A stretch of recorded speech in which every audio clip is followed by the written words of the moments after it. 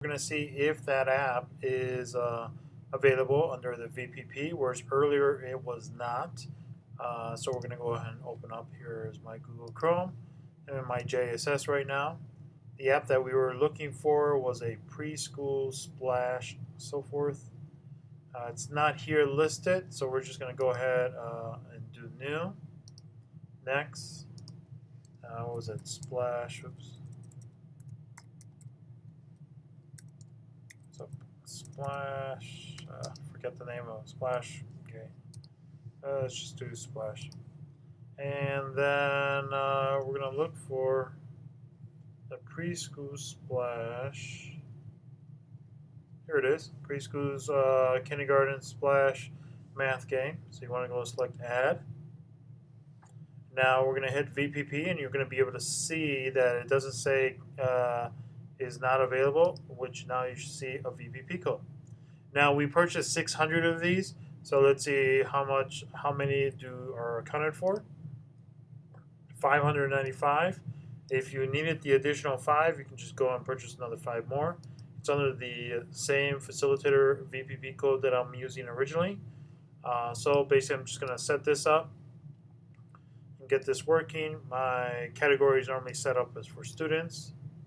I always want to make sure this is installed automatically update, remove app when MDM is removed. Oops.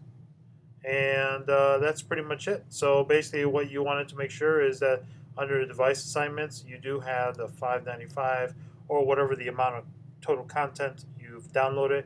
Sometimes it would not show, like say if we bought 600, it only shows 595. You still have a license of more, but also make sure you check out with your Jamf support on this verification. So assign a VPP, my VPP account, and I just hit save. And then now I can go into done. And then now I can look into my students category, which I have this listed as students. So you can see there, students. And you go look for the here it is, preschool and kindergarten splash math games from the App Store, and that's pretty much it. So basically this is the overview and figuring out how to get those specific apps that are either on approved list or the apps that you thought you may have purchased but you've not. So if you purchase them, you're fine. The VPP will appear automatically.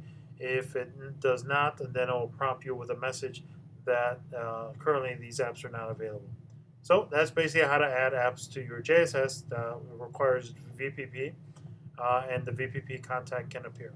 Thanks, and please feel free to subscribe down to the right, as well as any contents, comments, or suggestions. Feel free to put them down below, and I will have additional updates and videos for the JSS and Apple Configurator